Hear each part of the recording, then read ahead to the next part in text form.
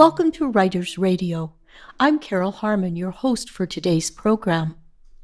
In Night in the World, novelist Sharon English interweaves personal and ecological crisis for three major characters, suggesting that our disconnection from nature underpins many of the challenges we face in these times, and that reconnection is the answer. Sharon is a Canadian writer who lives on the farm in Nova Scotia and teaches creative writing at University of Toronto. She joins me today to read from her book and discuss her objectives and discoveries while writing this novel. We begin with Sharon's overview of what she was aiming for in writing Night in the World.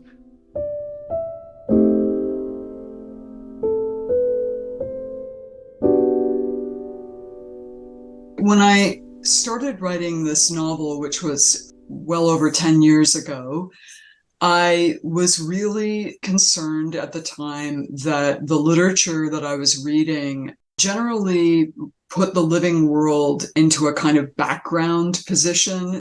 Here's the human drama, here's what's going on, and the living world is just sort of scenery. I felt that given the really problematic times that we're in environmentally, facing all these different Earth systems crises, from extinctions to, I don't have to get into it, we all know kind of what's going on.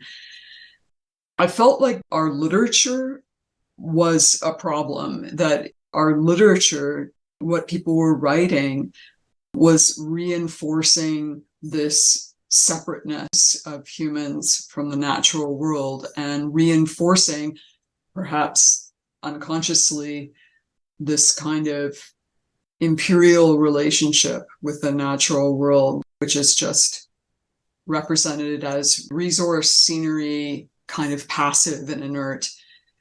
I wanted to write a story where the natural world kind of came to the fore somehow for the reader and really filled the story with a sense of presence and agency, even to make nature a character that's actually animated, to put it in one way.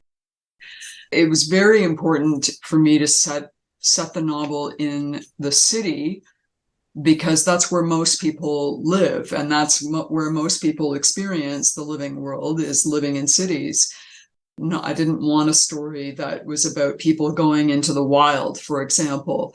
I thought, how could I have a story that takes place in Toronto, which is where I was living, and yet bring the natural world really forward?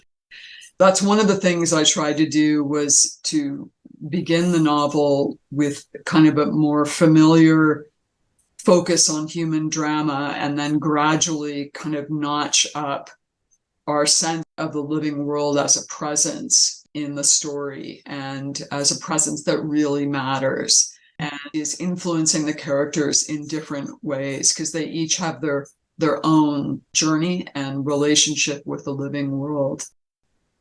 Another thing I wanted to do was to take characters who weren't necessarily interested in nature, like Justin, that's not his interest at all, and to show how someone can discover a relationship with the living world, how that can actually happen even in a city. It has to happen in quite an extreme way to him, but it does happen. And so it was important to me to show how each character's confronts their relationship with the living world and has to change it in some way to make it deeper, more intimate, and to really find what I think is waiting for all of us, which is a tremendous strength